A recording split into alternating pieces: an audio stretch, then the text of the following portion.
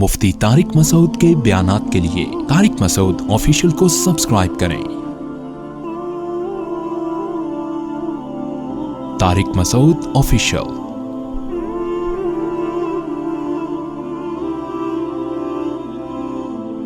وَيَا آدم، اور اے آدم، اسکن، سکونت اختیار کر، انتا، تو بھی، وزوجک، اور تیری بیوی بھی، الجنت، جنت میں آرام سے زندگی گزارو، فَكُلَا، دونوں مل کے کھاؤ، من حیث شئتما، جہاں سے چاہو، یہ پوری جنت تمہارے لیے ہے، وَلَا تَقْرَبَا هَذِهِ الشَّجَرَةَ، اور اس درخت کے قریب بھی مت جانا۔ ایک ہادی اشارہ کیا جاتا ہے، یہ جو درخت ہے اس کے قریب بھی مت جانا، فَتَكُونَا مِنَ الظَّالِمِينَ، تم دونوں ہو جاؤ گے ظالمین میں سے۔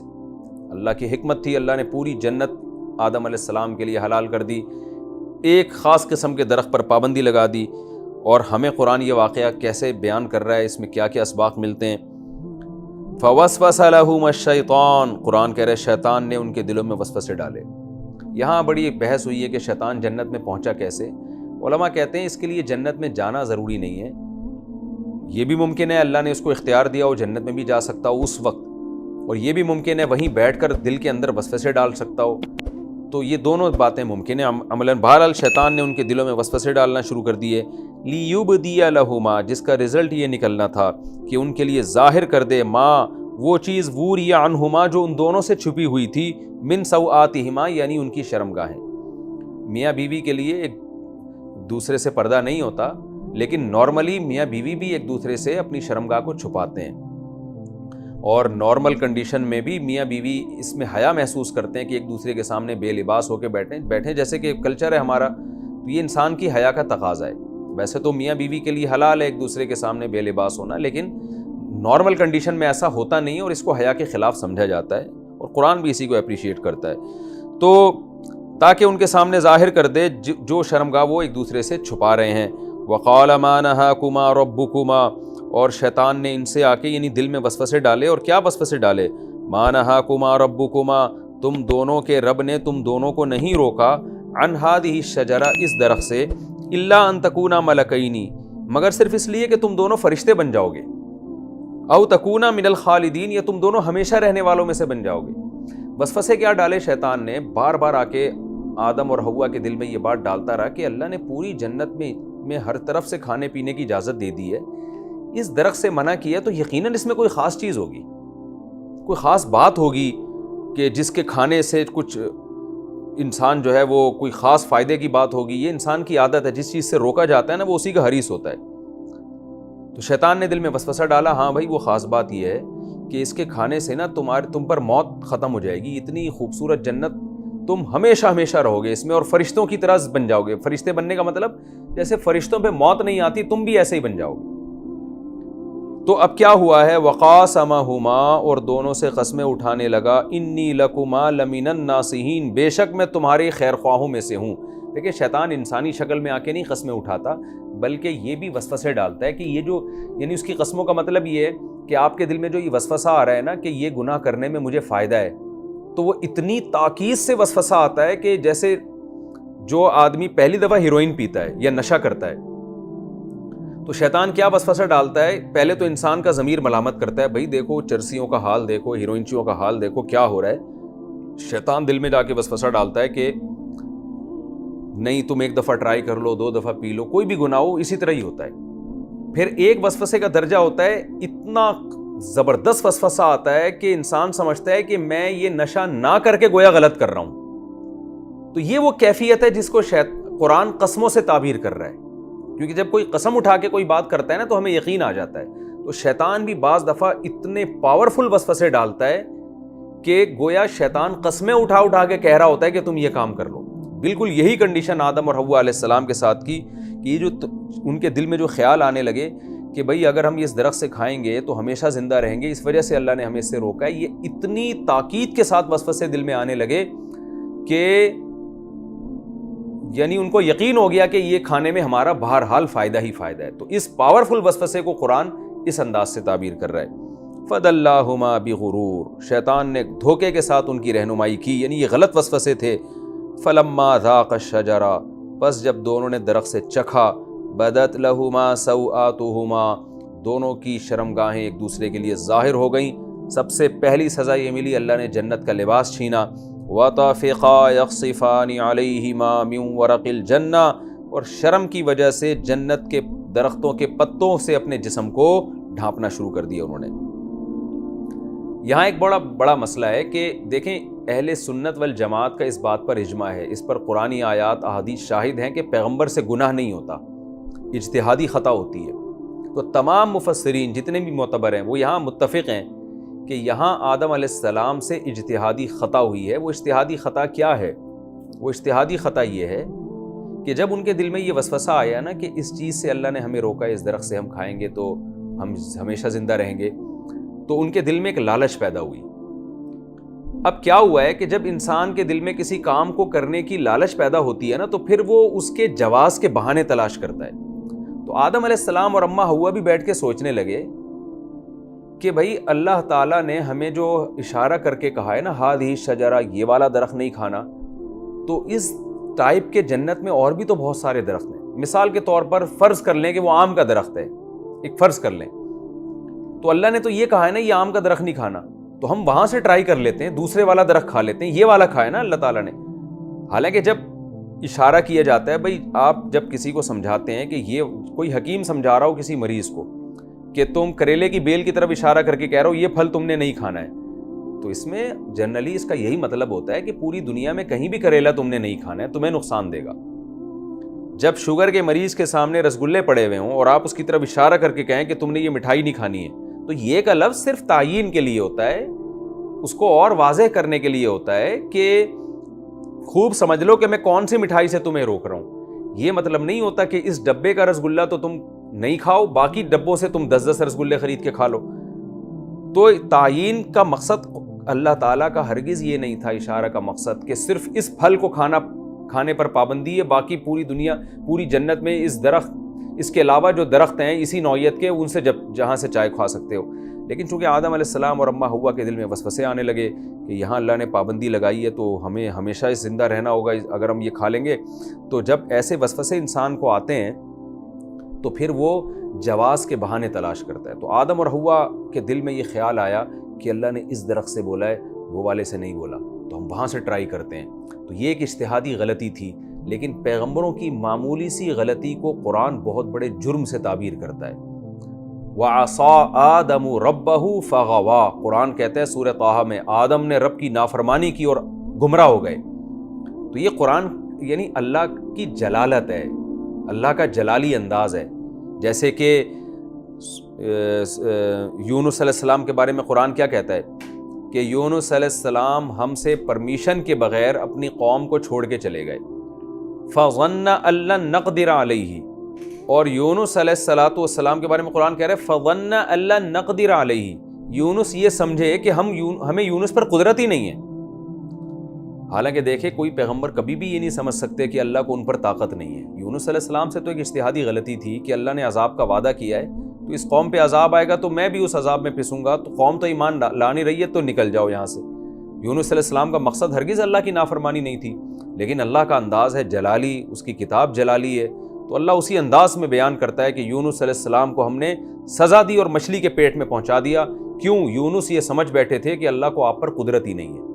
حالانکہ اصولی طور پر اگر کوئی یہ سمجھتا ہے کہ اس پر اللہ کو طاقت اور قدرت ہی نہیں ہے تو نبوت تو دور کی بات، وہ تو ایمان سے ہی خارج ہو جاتا ہے۔ لیکن یہ قرآن کا ایک انداز بیان ہے، تو اس کے ظاہری الفاظ کو نہیں لینا چاہیے۔ یہ جیسے ہم بھی محاوروں میں یہ کہہ دیتے ہیں کسی کو سمجھانے کے لیے کہ تم یہ سمجھتے ہو کہ میں تمہارا کچھ بگاڑ ہی نہیں سکتا، حالانکہ وہ اگلا سمجھ رہا ہوتا ہے۔ تو یہ قرآن بھی چونکہ اللہ تعالیٰ بھی ہم سے جب کلام کرتے ہیں نا، تو عام انسانوں میں جو محاورے استعمال ہوتے ہیں انہی محاوروں کے مطابق کلام کرتے ہیں۔ اس لیے علماء نے یہاں لکھا ہے کہ یہ جو قرآن نے کہا کہ آدم نے خدا کی نافرمانی کی، اس سے اصطلاحی نافرمانی مراد نہیں ہے۔ اصطلاح میں ٹرم جو نافرمانی کی ہے وہ تو گناہ کے معنی میں استعمال ہوتی ہے، وہ والا معنی یہاں استعمال نہیں ہوا ہے۔ یہ قرآن کا جلال ہے، قرآن اسی انداز سے بیان کرتا ہے۔ تو یہ آدم علیہ السلام سے اجتہادی غلطی ہوئی ہے۔ کیوں؟ پیغمبروں سے جان کر اللہ کی نافرمانی نہیں ہوتی، ایسی نافرمانی جس میں نافرمانی کے علاوہ اس کا کوئی اور توجیہ اس کی ممکن ہی نہ ہو، کیونکہ پیغمبر قابل تقلید ہوتے ہیں. اگر پیغمبروں سے نافرمانی کا صدور ممکن ہوتا تو وہ قابل تقلید نہ رہتے.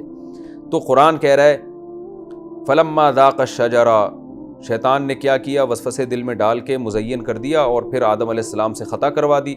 وہ یہ سمجھے کہ یہ والا کھانا ہے تو اس طرف اشارہ کیا، اور یہ مفسرین نے نکالا کہا ہے ہادھی کے لفظ سے نکالا ہے کہ لا تقربا ہادھی الشجرہ، اللہ نے اشارہ کر دیا تھا یہ والا درخت نہیں کھانا.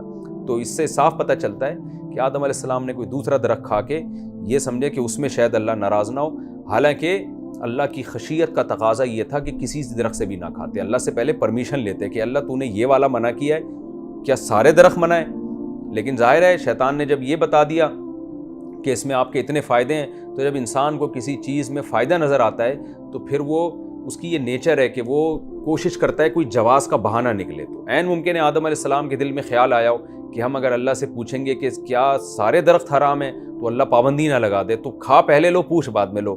اس طرح سے شیطان نے ان کے دل میں وسوسے ڈال کے ان سے وہ غلطی کروا دی.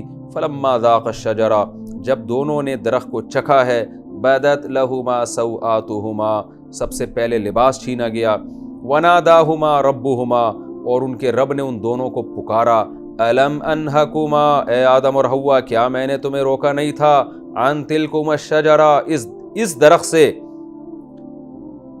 وَأَقُلْ لَكُمَا، اور میں نے تمہیں کیا پہلے یہ کہا نہیں تھا، ان الشیطان لکما عدو مبین، کہ شیطان تم دونوں کا کھلا ہوا دشمن ہے. کیا میں نے کہا نہیں تھا تمہیں؟ یہ پہلے سمجھا دیا تھا کہ اس نے اس سردے سے انکار کیا تمہیں گمراہ کرے گا. دیکھیں شیطان نے فوراً باطل تعویلات پیش کرنا شروع کر دی تھی اپنے جرم کی، جو بالکل اللاجیکل باتیں تھیں کہ میں اس سے بہتر ہوں، آگ سے بنایا. یہاں کیا ہے، آدم علیہ السلام کے پاس ایک بہانہ ہو سکتا تھا کہ اللہ تو نے کہا تھا اس درخت سے نہ کھانا، اور اب بھی تو یہ کہہ رہا ہے کہ میں نے تمہیں اس درخت سے، تلکما بھی اشارہ ہے نا کہ اس درخت سے منع کیا تھا. اللہ ہم نے اس سے تھوڑی کھایا، ہم نے تو اس سے کھایا ہے.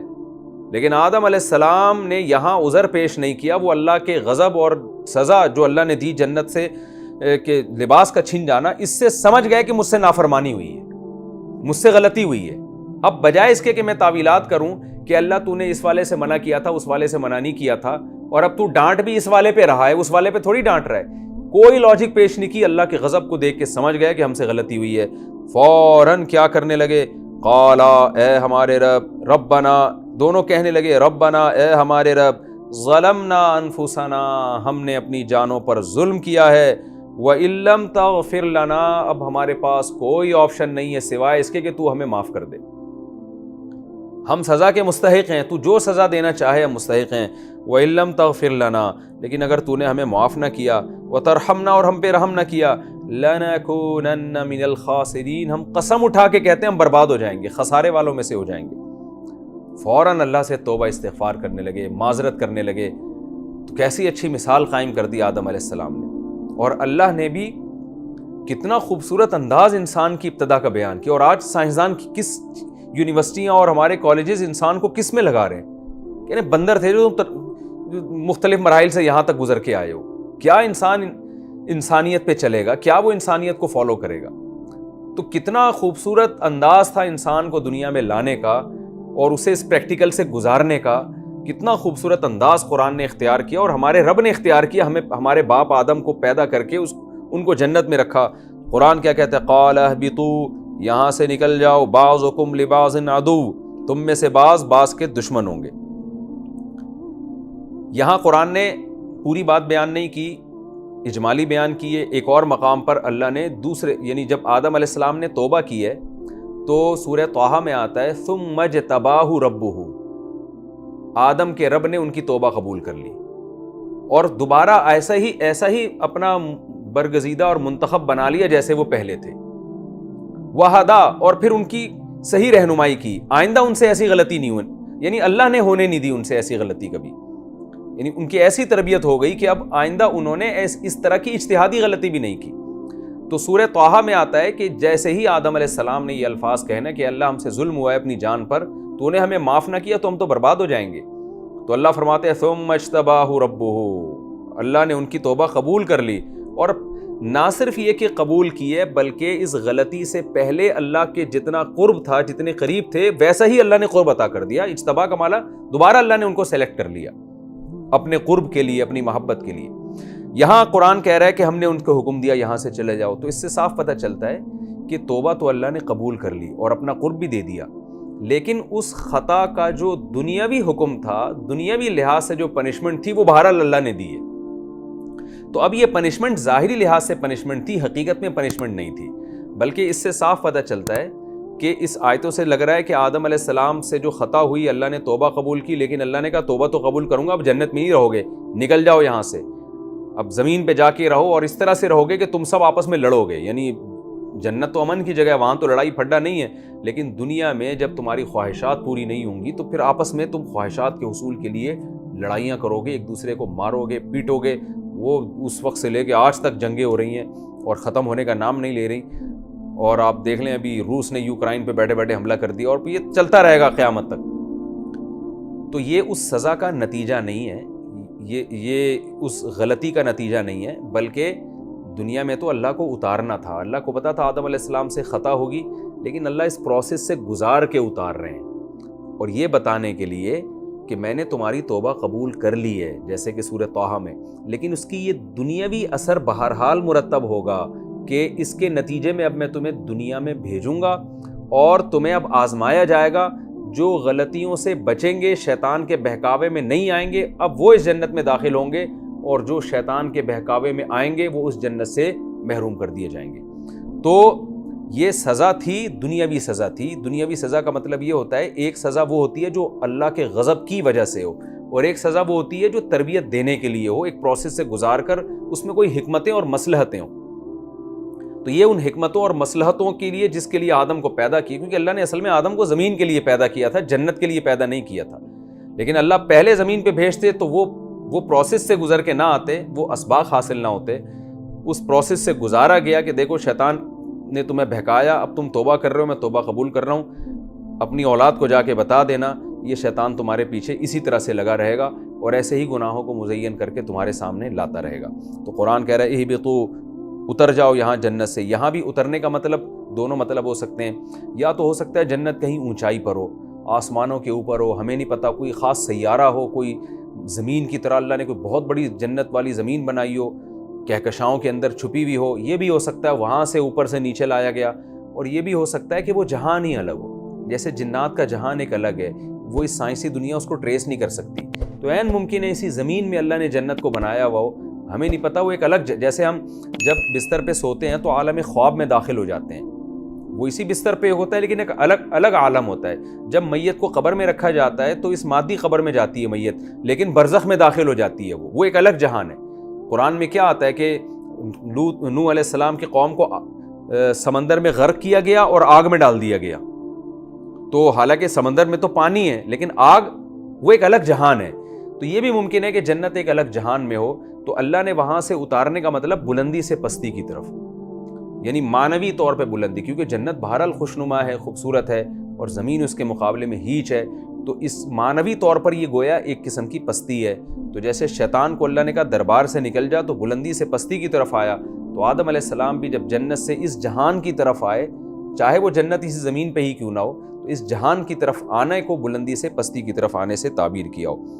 وَلَكُمْ فِي الْأَرْضِ مُسْتَقَرٌ، دو باتیں ہوں گی، بَعْضُكُمْ لِبَعْضٍ عَدُوٌّ، تم میں سے بعض کے دشمن ہوں گے، وَلَكُمْ فِي الْأَرْضِ مُسْتَقَرٌ، اور اب تمہارا زمین میں ایک ٹھکانہ ہوگا، وَمَتَاعٌ إِلَىٰ حِينٍ، اور ایک خاص وقت تک فائدہ اٹھانا ہے، تم نے زمین کی نعمتوں سے لطف اندوز ہونا ہے ایک خاص حد تک۔ قَالَ فِيهَا تَحْيَوْنَ وَفِيهَا تَمُوتُونَ، یہیں تمہاری حیات ہوگی، یہیں تمہاری موت ہوگی، وَمِنْهَا تُخْرَجُونَ، اور یہیں سے تم قیامت کے دن اٹھائے جاؤ گے۔